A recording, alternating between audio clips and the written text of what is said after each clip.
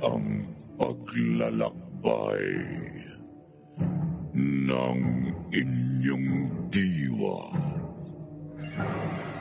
Pagsaksi sa mga pangyayaring hindi mo sukat akalain.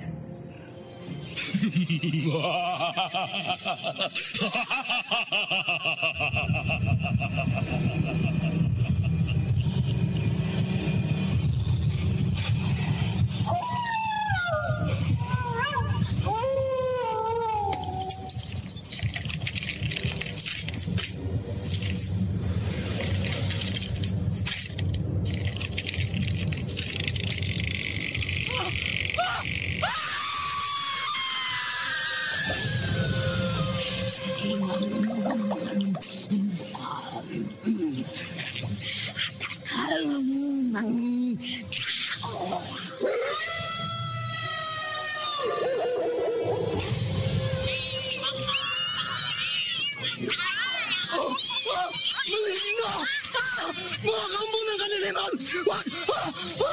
Huwag kayong lalapit sa akin!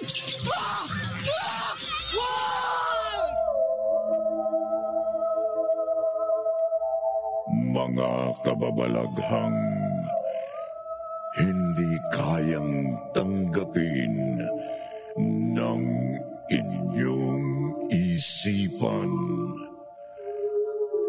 Nagaganap tuwing sasapit ang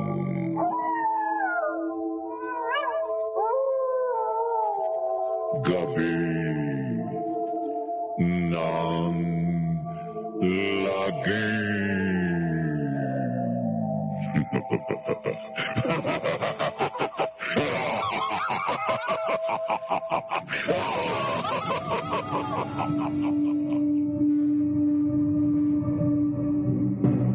Magandang gabi, kaibigan.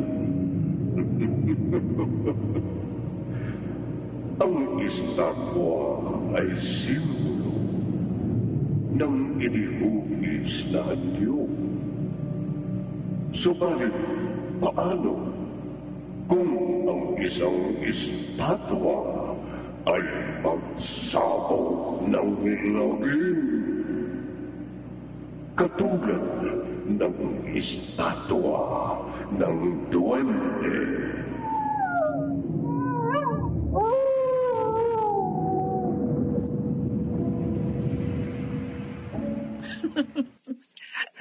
Huwag kang magtawa. Ma'am, huwag mong ipagwalang-bahala ang babalang sinabi ko sa iyo tungkol sa estatwa ng duwende na binili mo rito sa aking tindahan. Pero malakas ang pakiramdam ko. Totoong swerte sa negosyo ang estatwang ito. May ilan nang naging biktima ang sumpa sa estatwang yan.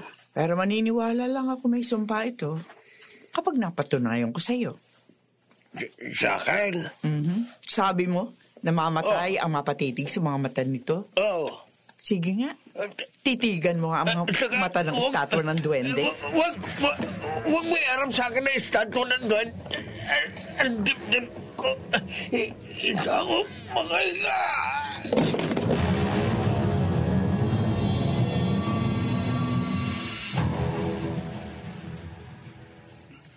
Ano, Nita? Ang mapatitig sa estatwa ng duwendeng matandang lalaking may-ari ng tindahan? Bigla siyang bumulugta? Oo, wala raw. At patay na siya. Bakit inuwi mong estatwa? At itinayo mo pa sa harap ng bahay natin? Kung may sumpa yun. Hindi naman ako naniniwala sa sumpa eh. Kung ako sa'yo, tatapong ko yun. Palibhasa, wala kang interes sa pagninegosyo. Kesa naman makipagsapalaran ka. Ay, di ko maaaring itapon ang nabili ko na. Eh di soli mo yun sa tindahang binilan mo. Hindi, ayoko.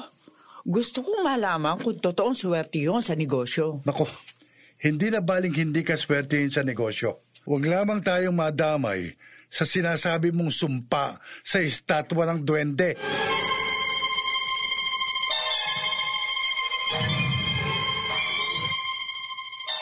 May susumpa ko ang ama mo, Mia. Bakit po, Nay? Nung minsan nag-away kami, Sumumpa siya, hindi na magbibisyo ha, at magpapakatino na raw.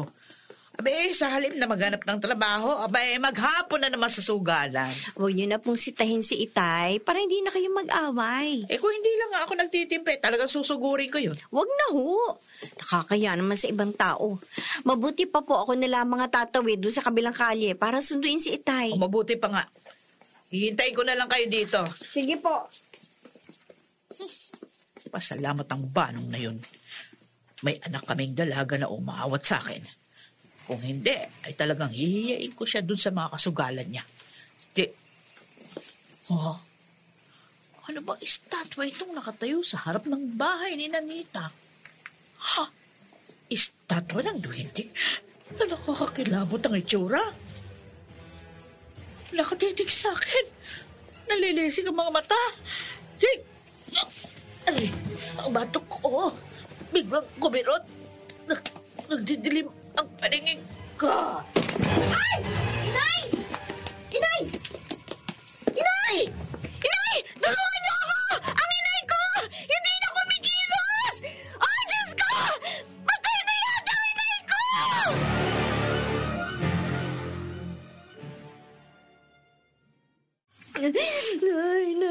Inay ko. Mia, tumahan ka na.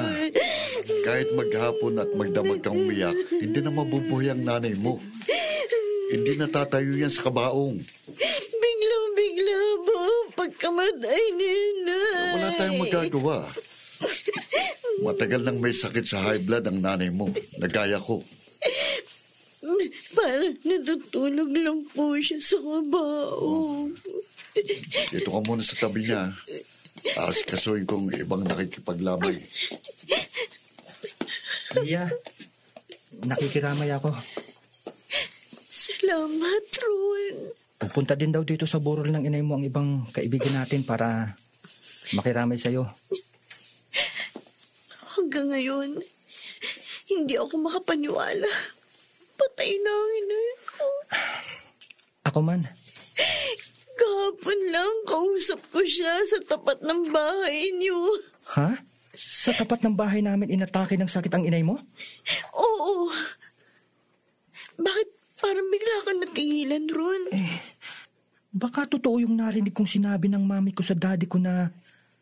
Na ano, Ron? May sumpa raw yung estatwa ng duwende na nabili niya. Na may mangyayaring masama sa sino mang mapatitig doon. Ha?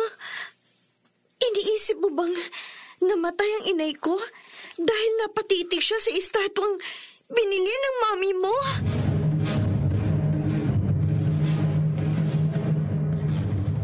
Dad, bakit po kayo napailing? Ron, hindi ko mo kaibigan mo si Mia. Magsasalita ka na sa kanya na maaaring ikapahamak ng ating pamilya. Sorry po.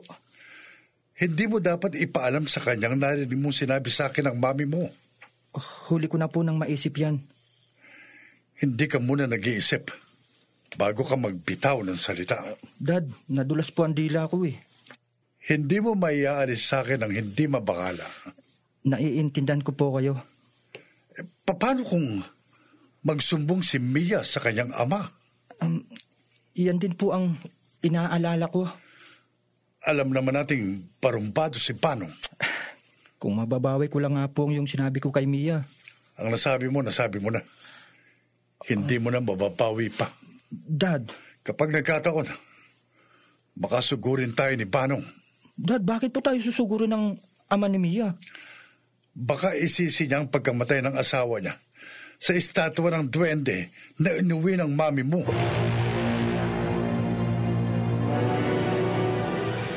Anong Mia? May sumpa sa estatwa ng duwende ng kapitbahay natin? Meron daw po, Itay. May masamang nangyayari daw po sa taong mapapatitig doon. Gaya na narinig ni Ron na sinabi ng mami niya sa kanyang daddy. Kanong ba? Ay, nagdabog. Wala kang pakialam. Kahit ihampas ko sa mesa o kahit saan ang kamay ko. Huwag po kayong magalit. Nakakapag-ngingit ang ipinaalam mo sa akin. Ayoko po sana malaman niyo yung sinabi sa akin ni Ron, pero napakasakit po talaga sa akin ng Bigla ang pagkamatay ni inay. Kung totoong sinabi mo, Mia, kung totoong may kinalaman ng estatwa ng duwende ni Nanita sa pagkamatay ng nanay mo, mananagot sa akin ng kanilang pamilya. Itay! Malilintikan sila sa akin. Pati na ang may sumpang estatwa ng duwende.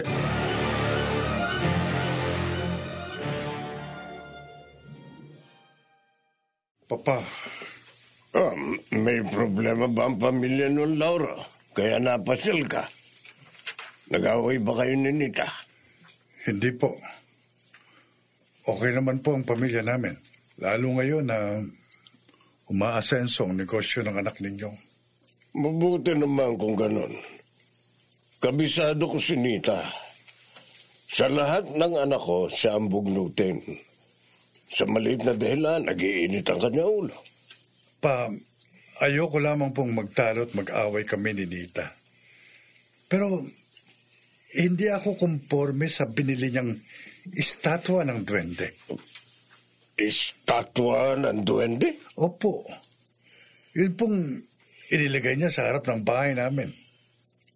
Tignan ko nga yun pag napasyal ako sa inyo. Pa, huwag kang tititig sa mga mata ng estatwa. Bakit? May masamang mangyayari daw po sa sino mang mapatitig sa mga mata ng estatwa ng duwende. Dahil sa taglay nitong sumpa. Ano? Sumpa sa estatwa ng duwende? Totoo ba yun, Kuya Lauro? Siguro. Ba, kahit ako tibo, naniniwala ako dun. Kasi, nang ilagay ng ate Nita mong estatwa sa harap ng bahay namin, saka kami may kapitbahay na namatay sa kalsada. Oh, nagkataon lang siguro yun. Ewan ko, Papa. Pero, masulyapan ko lamang ang estatwa ng duwende. Nananayo na mga balahibo ko. Kinikilabutan na ako.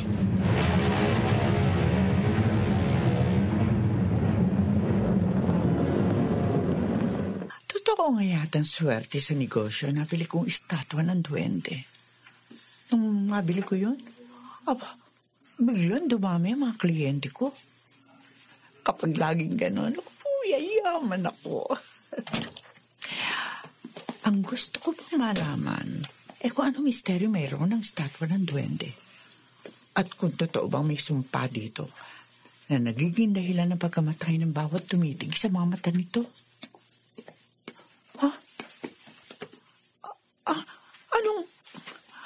Anong nangyari sa estatwa ng duwende?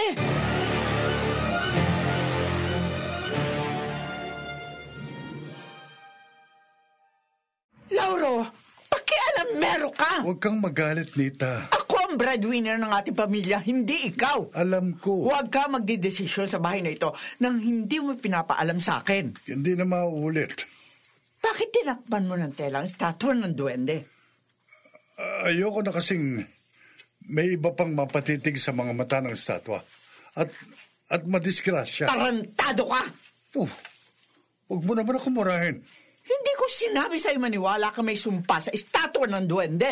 Mabuti lang magsiguro tayo para wala nang ibang mapahamak pa. Hindi ikaw ang masusunod sa bahay na ito. Kung ayaw mo takpan ng tela ang rebulto, itapon mo. Hindi! Alisin mo yung telang itinakip mo sa estatwa ng duwende. Pero Nita... Kung natatakot ka, ako mag-aalis ng tela. Huwag! Baka mapatitig ka sa mga mata ng estatwa. Baka madamay ka sa sumpa ng estatwa.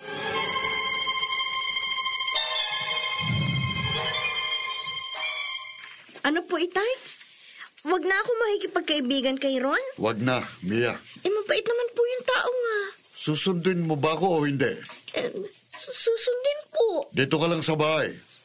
Aalis kayo? Pupuntahan ako.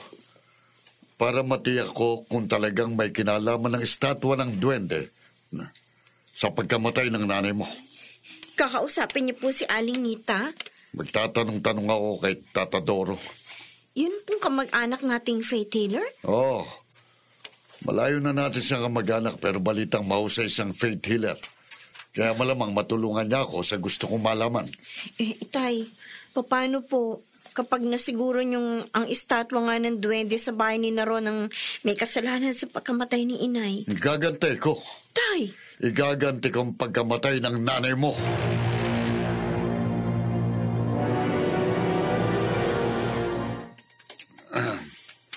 Tata Doro,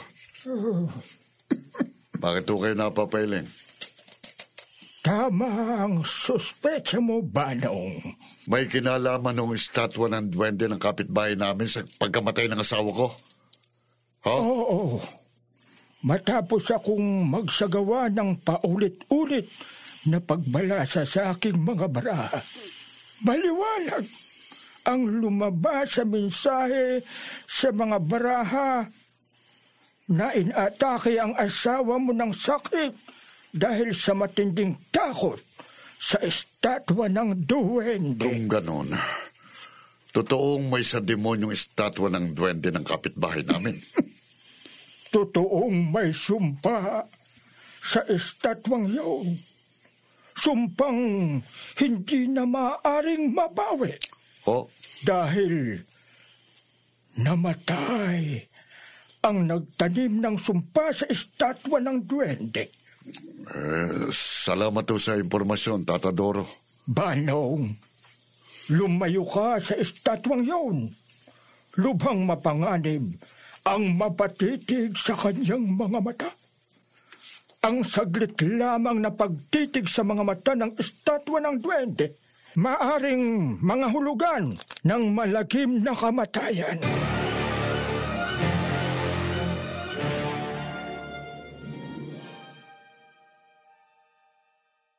Ano pong maliliit na batong itim na ito, Tay? Galing kay Tata Doro. Pangontra daw sa malas o disgrasya. Ilalagay ko po sa bulsa ko? Oo. Dali mo kahit saan ka magpunta. Lalo't mapapadaan ka sa kapitbahay nating may estatwa ng duwende. Sige po, susundin ko po kayo. Samantala, dito ka lang sa bahay habang wala ako. Oh, aalis na naman po kayo? Matapos kong matiyak na namatay nga ang nanay mo dahil sa estatwa ng duwende sa ating kapitbahay, mag-uusap kami ni Nita. Magkakalintikan kami.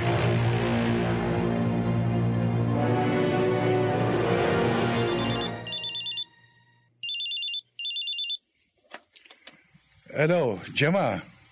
Kuya Lauro, nasa inyo ba si Ate Nita? Wala pa. At kadalasan, gabi na kung umuwi ang kapatid mo. Bakit? Bahala ko sana pumasyal sa inyo kaya kita tinawagan. Pwede mo namang puntahan ang ate mo sa kanyang opisina. Hindi siya yung talagang gusto kong sadyain. Ang estatwa ng duwende. Gemma, sinabi ko na sa inyo ng papa, mapanganib ang estatwa ng duwende. Nakamamatay yun pag napatitig ka sa kanyang mga mata. Para kasing hindi ako makapaniwala sa sinabi mo. Kung may balak kang ususuhin ang estatwa, huwag mo nang ituloy. Baka madisgrasya ka.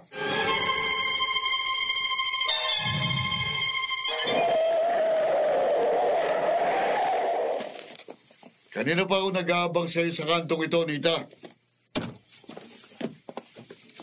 Hoy! Bakit bigla ka humarang sa daan? Kung hindi ako nakapagpreno na agad ng kotse ko, baka nabundol na kita. Bakit hindi mo pa ako binundol? Nang lalo akong magkaroon ng dahilan para gumanti sa'yo. Ano ba problema mo? Nagtanong ka pa? Maagang namatay ang asawa ko dahil sa'yo. Bakit ako ang sisisihin mo?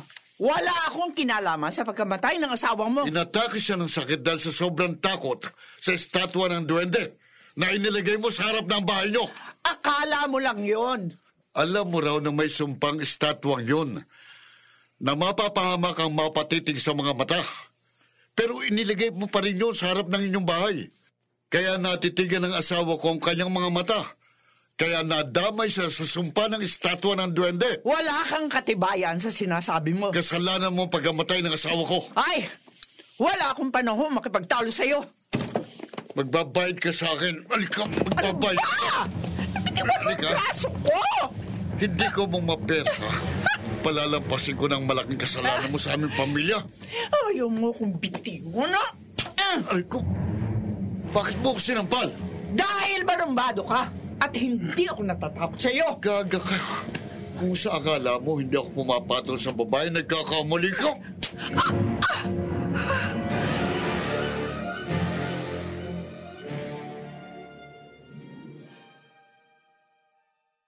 Manong, huwag kayo mag-away ni dito. Huwag kayong makialam. Awat na kayo. Baka madamay kayo sa galit ko sa babae yan. Hindi ako natatakot sa iba nang kahit babae ako, lalabanan kita. Kukulpi na kita. Subukan mo! At ang makita mong hinahanap mo. Magbabayad ka sa pagkamatay ng asawa ko. Hindi ako patatalo sa'yo. Gano? Itay! Huwag po kayo mag-away! Awat na po kayo! Huwag ka makialam dito, Mia. Itay, awat na po! Itiwan mo nga ako. Iwi mo na yung ama mo. Nasisira na yata ulo niyan eh. Basta na lang ako inaway.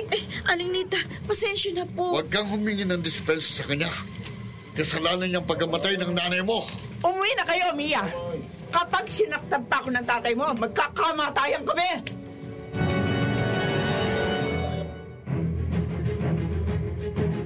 Pards, muntik na tayong nagkamatayan nung minsang nag-away tayo. Bakit uungkatin mo pa yung Gemma? Magkasundo ka na sa akin eh. Magkarancho na nga tayo. Pero lalabuan ako sa'yo eh. Relax! Sabi mo, painumin mo ako. Oo, mag-iinuman tayo mamaya. Bakit lumampas tayo sa mga beer house? Dadaan lang tayo sandali doon sa bahay ng ate nita ko. Bakit? Utangin mo ba sa uto mong panggimik natin? Hindi! Ihalamin lang ako sa kanya tungkol doon sa negosyo niya. Ha? Pero bago tayo tumuli sa kanila, dito muna tayo sa harap ng bahay nila. Ano gagawin natin, Todits? May estatwa ng duwende doon sa harap ng bahay ng utol ko, di ba? Meron. Nakarap dito sa kalye. Oh, titigan mo yung mga mata ng estatwa. Bakit? At bakit hindi ka makatingin sa estatwa ng duwende? Ano ba? Huwag ka na magtanong. Basta tumitig ka doon sa mata ng estatwa. O, ayan. Nakatitig na ako sa mga mata ng estatwa ng duwende. Ang ulo ko biglang kuminot. Pards! Napakasakit! Ay! Pards! Bigla ka na lang isay! Ay! Patay na siya. Totoo nga. May sumpa sa estatwa. Nakakamatay ang pagtitig sa mga mata ng estatwa ng duwende.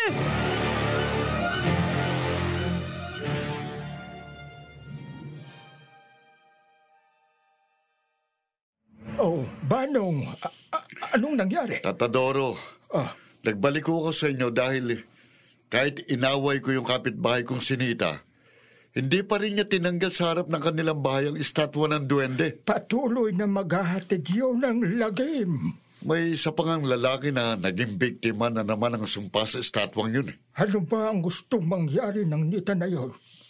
Mas marami ang mamamatay. Hindi ko nga ho siya maintindihan eh. Hintayin pa ba niyang sariling pamilya niya ang mapahamak bago niya wasakin ng estatwa? Tatadoro, hindi napapahamak ang pamilya ni Nanita. Dahil alam nila kung paano makaiwas sa lagim na hatid ng estatwang may sumpa. Banong, ano ka ba dapat naman, mawasak yun. Oh? Dahil tanging sa pagkadurog ng estatwang may sumpa, maihinto ang pagkakalat niya ng lagim.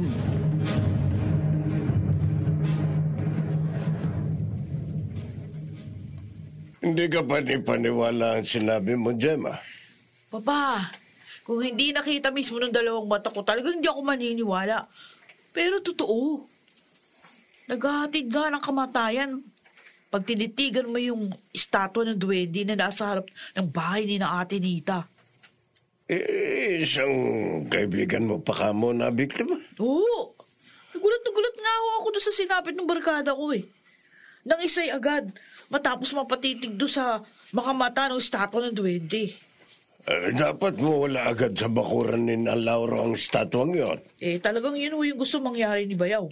Pero ayaw daw nung ate Nita mo na itapon yun. Kasi nga, swerte daw yun sa negosyo niya. Pero hindi lang si ating dapat swertihin. Dapat pati tayo. Anong gusto mo sabihin? No? Bakit ka napangisi?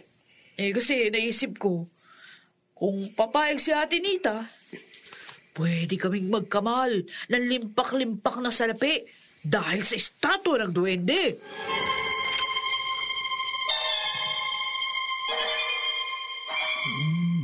Totoo kayang nakakamatay ang pagtitig sa mga mata ng estatwa ng duwende sa harap ng bahay namin? Hindi ko yun malalaman kung hindi ko susubukan. Tama.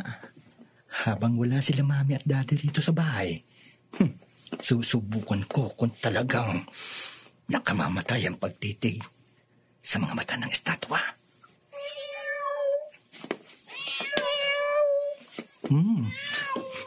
Halika! Meow! Meow! Halika! Yan.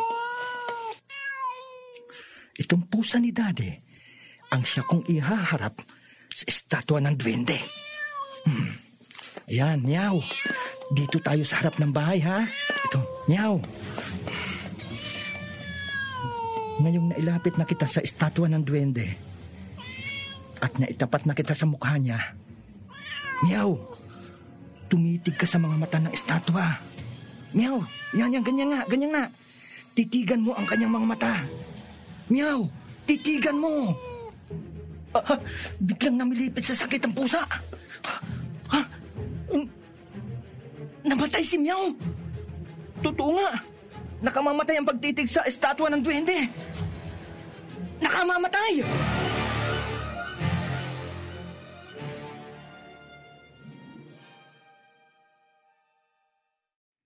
Father Nobel, Hindi ka pa ni panawala ang pinagtapat mo sa akin, Lauro.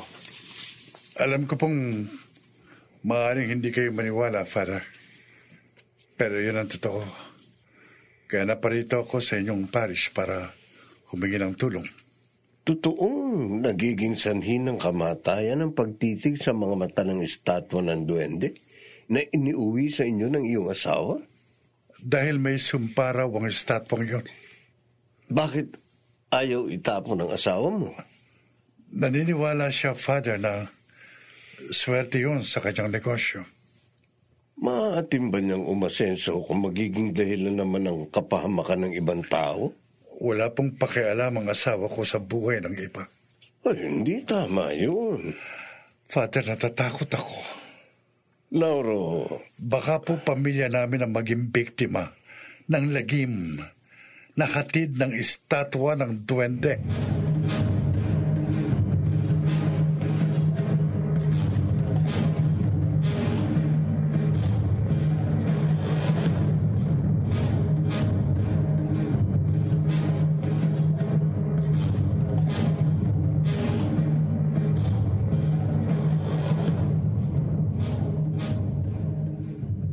Paano, Ron?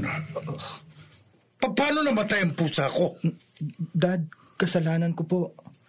Kanina pong bago po kayo umuwi, inilapit ko po si Meow Meow sa estatwa ng duwende at pinatitig ko po siya sa mga mata ng estatwa. Oh, bakit mo ginawa yun? Gusto ko lang pong malaman kung ano po ang mangyayari sa tumitig sa mga mata ng estatwa.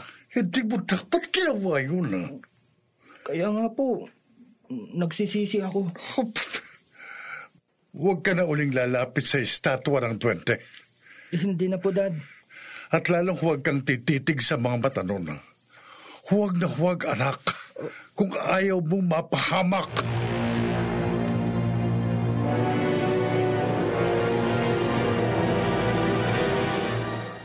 Ano po, Father Nobel? kawaan ka ng Diyos, Lauro.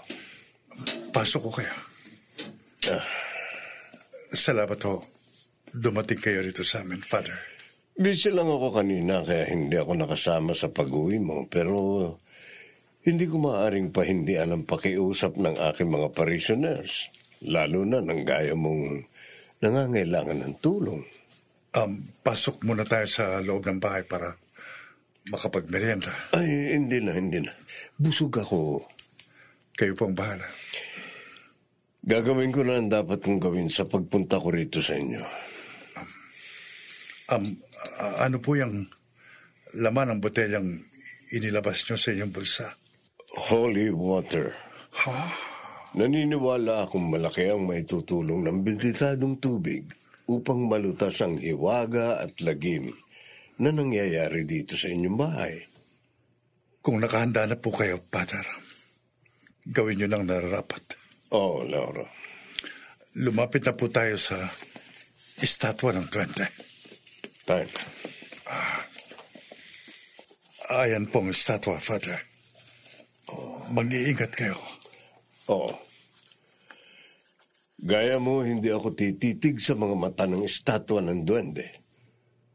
Pero para matapos na ang lagim na hatid niya, bibindisyonan ko siya ng holy water. Oh.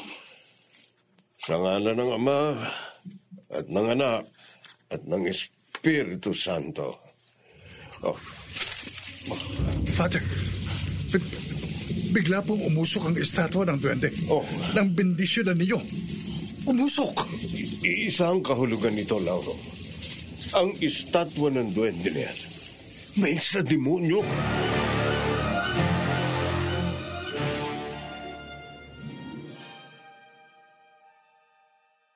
Gemma, hindi kita maintindihan. Papa, huwag niyo nang guluhin yung isip niyo.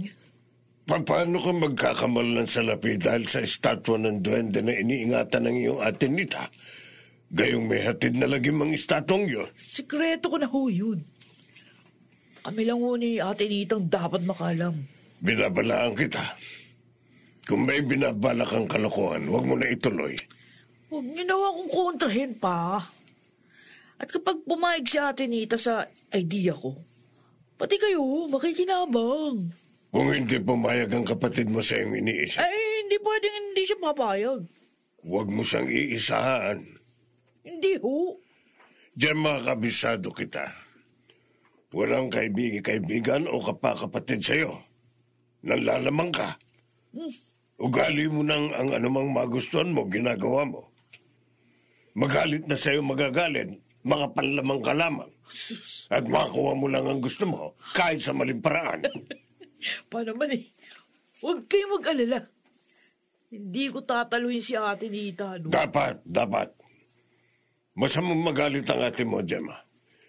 Baka dahil lamang sa gusto mong mangyari, mag-away kayong magkapatid at magkamatayan kayo.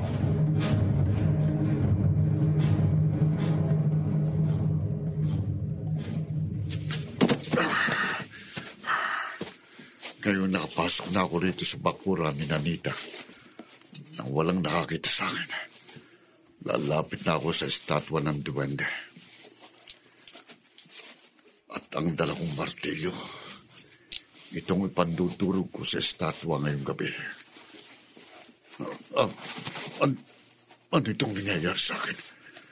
Nang hindi sinasadyang napatitig ako sa mata ng estatwa ng Duwende, biglang kumirot ang bato ko. Napakasakit. Makirot ang bato ko.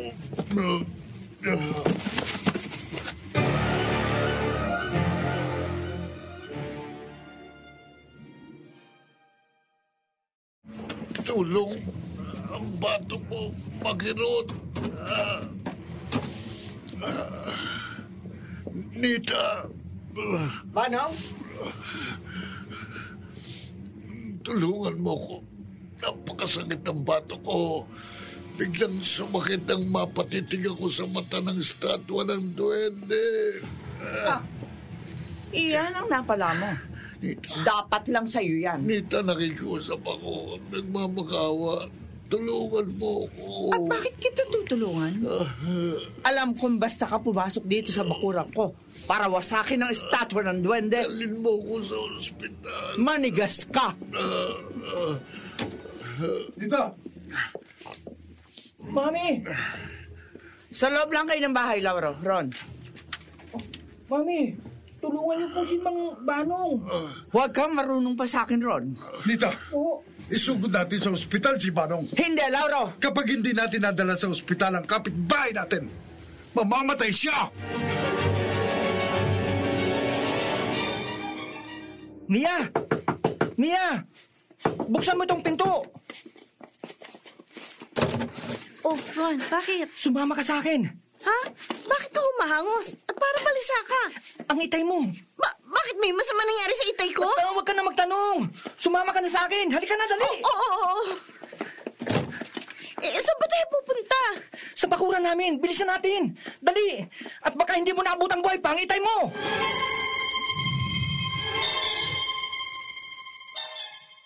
Oh, bakit ka napailang, Lauro? Wala kang konsensya, Nita. Huwag mong sabihin yan. Hindi ka man lamang kinlabutan sa ginawa mo. Wala akong ginawang masama. Pinabayaan mo si Manong. Masama ang tangka niya. Basta lamang siya pumasok sa ating bakuran. Gusto lamang niyang wakasan ang pagkakalat ng lagim ng estatwa ng duwende. Dapat lang niyang sapitin ang nangyari sa kanya. Ayan. Pasok ka, dali. Oo, Ron. Ayan. Ayan, oh. Ayan ang itay mo. Bakit siya nakahandusay? Hindi namin alam niya. Basta nakita na lamang namin na nasa bakuran namin ng itay mo. Hindi namin alam kung ano nangyari sa kanya. Itay! Ron! Mia. Hindi na yata humihinga ang itay ko! Ha? Patay na siya!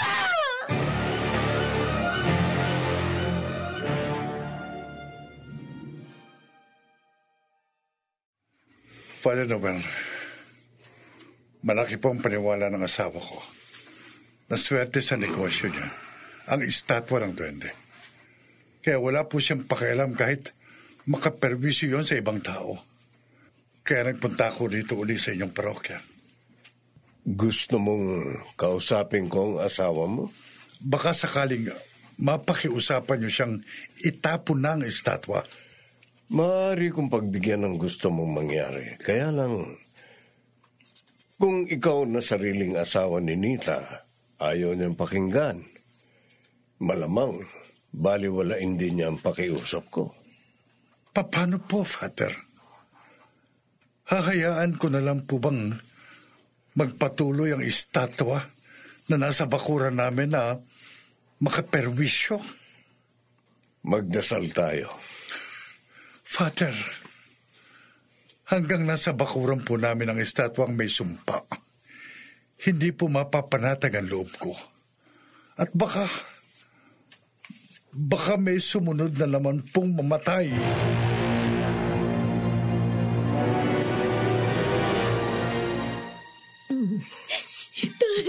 Itay ko.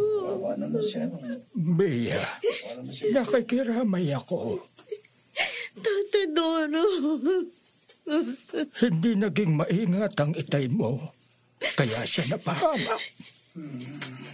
Kawawa naman po siya. Napadali ang buhay niya dahil sa estatwa ng duwende. Ang estatwa po ng duwende? Malamang iyon ang dahilan. Ang may kagagawan sa biglaang pagkamatay ng iyong ama. Wala na si Itay. Nawala pa si Itay. Huwag kang mag-alala. Magkakaroon ng katarungan ng pagkamatay ng mga magulang mo. Mahihinto rin ang pagkakalat ng lagim ng estatwa na may sumpa. Paano po, Tata Doro? Lagim ang inihasik ng estatwa at matatapos rin ang pagkakalat niya ng lagim sa malagim na paraan.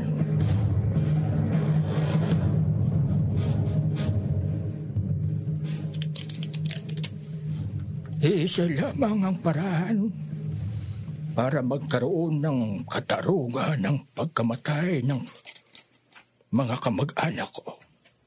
At upang mahinto na rin ang pagkakalat ng lagim ng estatwa ng duwende. Ang estatwang may sumpa. Dapat noon ko pa ito ginawa. Hindi na sana napahamak ang aking mga kamag-anak.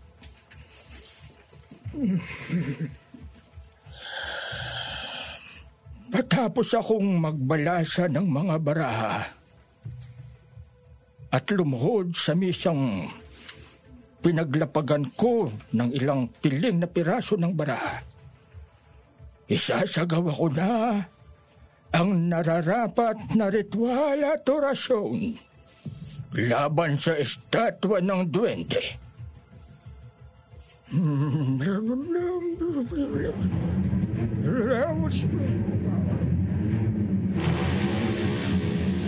Kailan naman ako nagpapahangin dito? Sa kaya daw, bilang sa garden. Ha! May kidlan pa. Bago umulan, papasok na ako sa loob ng bahay. Ang estatwa ng duwende! Tinamaan ng kidlat ang estatwa!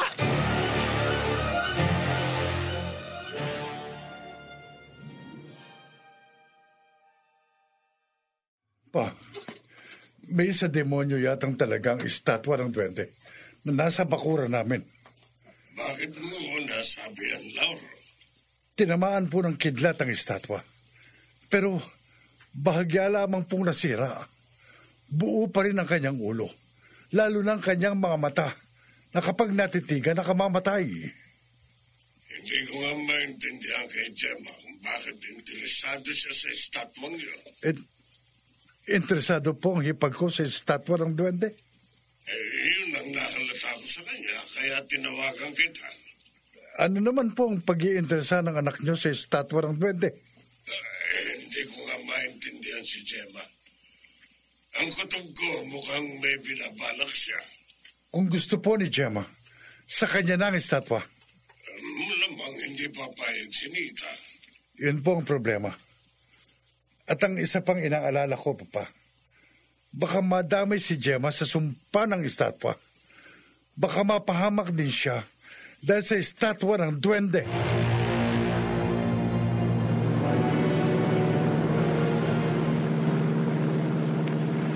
Sa narinig kong pakikipag-usap ni Laura kay Papa sa telepono kanina, mukhang may hindi maganda binabalak si Gemma sa aking estatwa. Hindi ako papayag na mawala sa akin na estatwa ng duwende. Ang naghahatid ng swerte sa akin negosyo. Hindi ako papayag na maagaw yun sa akin ng iba. Kahit parang kapatid ko si Gemma. At ang sino mang magtangka magnakaw sa estatwa, hahadlangan ko. Magkamatayan na kami kung magkakamatayan.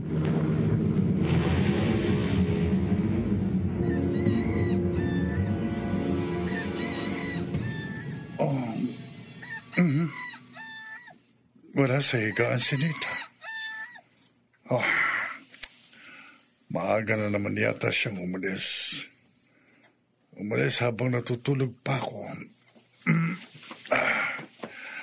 Umalis na naman siya nang hindi nagpapaalam sa akin.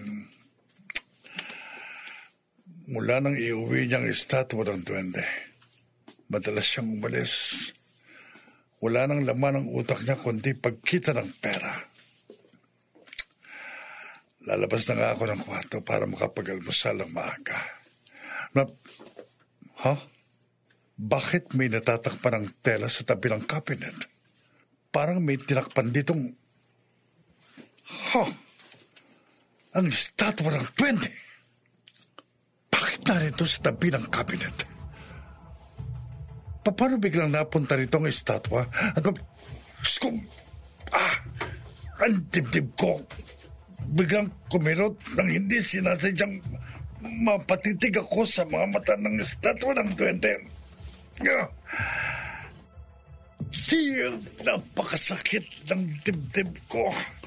Hindi ako makahinga.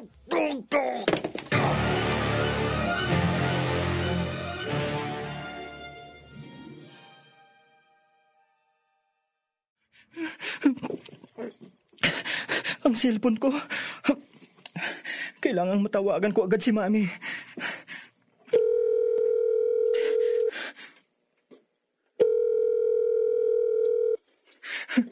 Mami, sagutin mo. Hello, Ron? Mami, nasaan po kayo? Narito sa aking opisina. Umuwi po kayo kaagad. May kausap akong bagong kasosyo ko sa Ma, negosyo. please. Umuwi po kaagad kayo ngayon. Teka nga, bakit ka ba tumawag? Tsaka bakit ka umiiyak? May masamang nangyari po rito sa bahay. Masamang nangyari? Nagising po ako kanina nang makarinig po ako ng lagabog sa kwarto niyo ni Daddy. Pagpasok ko po sa kwarto, nakita ko po si Daddy nakahandusay po sa sahig at... At ano ron? Ma! Si Daddy patay na po!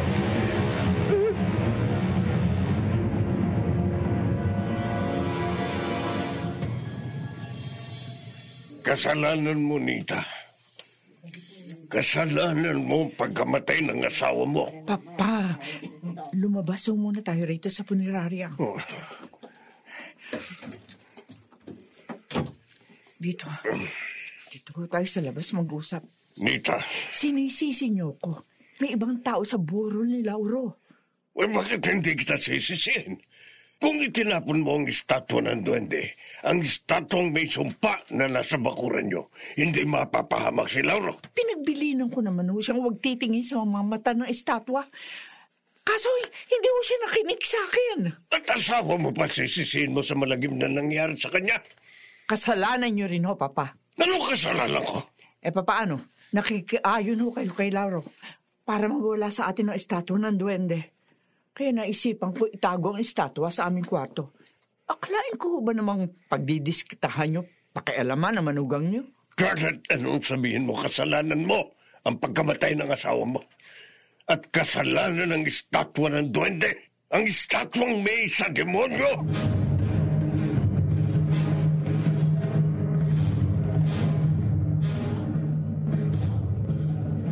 Kaya pala may nakaburol sa kapitbahay niyo, Mia.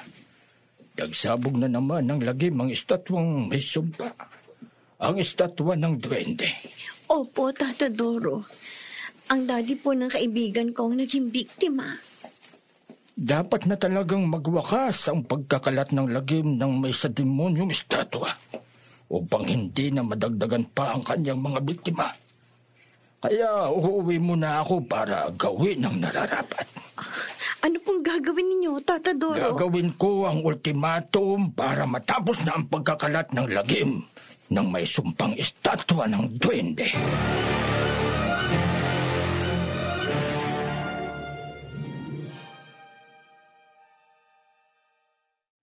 Ang gurang na pitila na kamag-anak ni Nabanong si Tata Doro. Bago siya lumayo, narinig ko yung mga sinabi niya kay Mia. Dapat na talagang magwakas ang pagkakalat ng lagim ng may sa demonyong estatwa upang hindi na madagdagan pa ang kanyang mga biktima. Kaya uuwi muna ako para gawin ang nararapat. Malamang siyang gumawa ng paraan para tamaan ng kidlat ang estatwa ng duwende. Pagsisisihan ng gurang na faith healer na yon ang pagkalaban niya sa akin. Bago niya mawasak ang estatwa ng duwende ang tatapos sa buhay ni Tata Doro.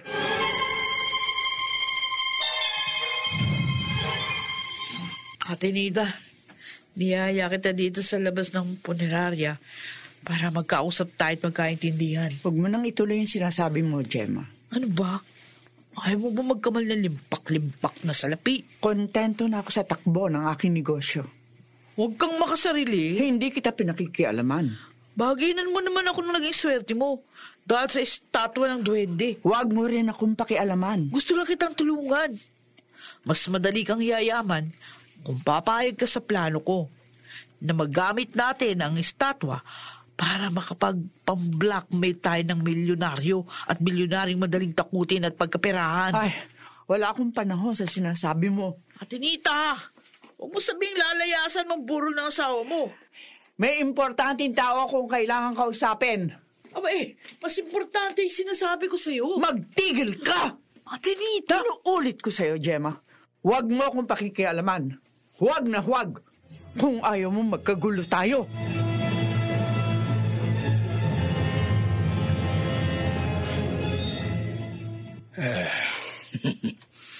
Ngayong nabalasa ko na ng husto ang aking mga baraha. At nailapag ko na sa mesa ang mga piling ng baraha. Gayon, magsasagawa na ako ng nararapat na ritual.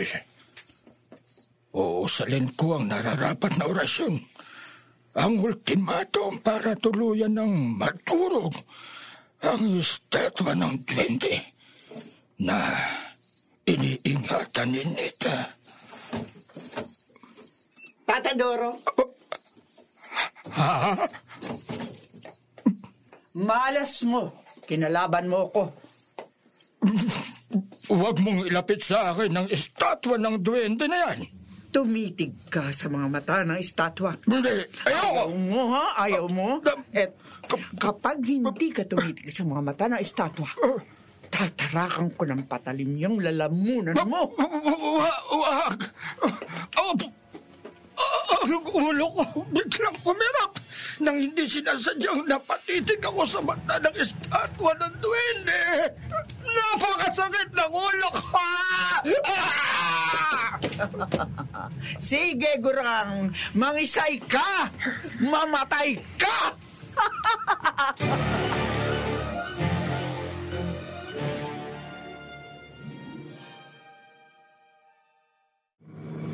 Grabe, Ate Nita. Grabe ang kapangyarihan ng statwa ng duwende. Tumahimik ka dyan, Gemma. Oo, wala ka na may tatago sa akin. Matapos kitang sundan, nakita ko kung paano pumapatay ang estatwa ng duwende. Tulad nung nangyari doon sa matandang faith healer na namatay agad matapos mapatitig sa mga mata ng estatwa. Sabing tumahimik ka. Pinasakay lamang kita rito sa kotse ko dahil kapatid kita. Pumayag ka na kasi sa mungkahi ko.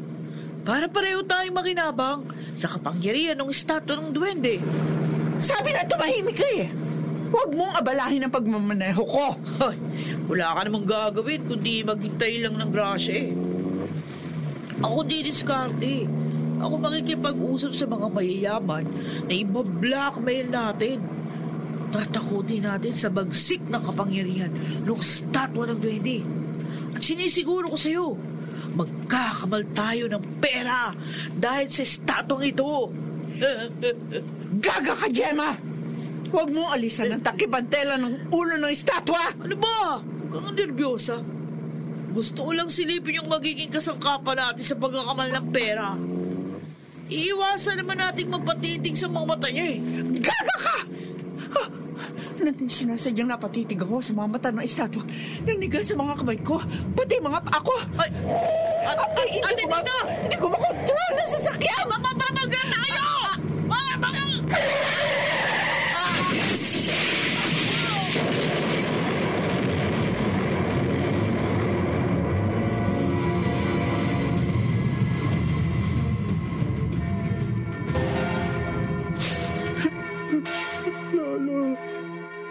Malagim ang naging pagkamatay ng iyong mami at ng tita Gemma Moron. Oo nga po. Nabaga sa poste ang sinasakyan nila. At sumabog pa yun at nagliyab. At kasamang nasunog ng magkapatid ang estatwa ng duwende. Paano na po ako ngayon? Nag-iisa na lang po ako. Hindi kita pababayaan. Pagkalibing ng mami at tita mo, sa akin ka natitira. Salamat po. Hindi ka pababayaan ng Diyos, Ron. Father. Sa kabila ng malagim na sinapit ng mga magulang mo, may awa ang Diyos. Magiging maayos din ang iyong buhay at kinabukasan. At mahalaga po, Father, wala lang magiging biktima pa ng estatwang may sumpa. Tapos na ang pagkakalat ng lagim ng estatwa ng duwende.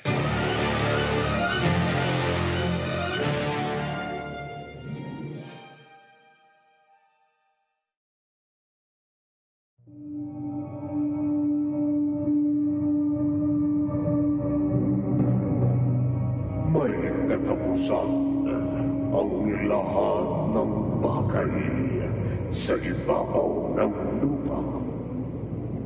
Natutuldukan maging mga bagay na ang hatid ay 1,001 lagim.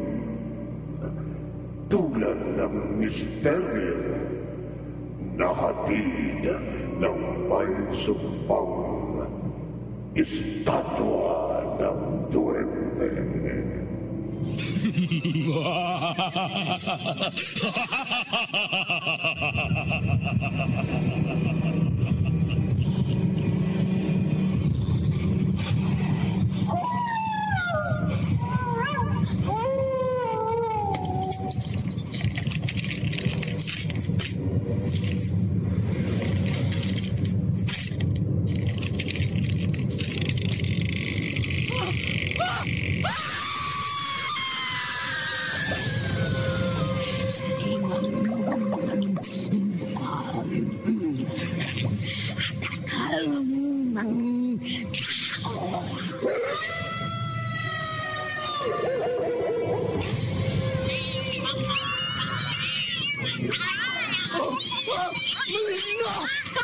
Mga kampo ng kaniliman! Huwag kayong lalapit sa akin!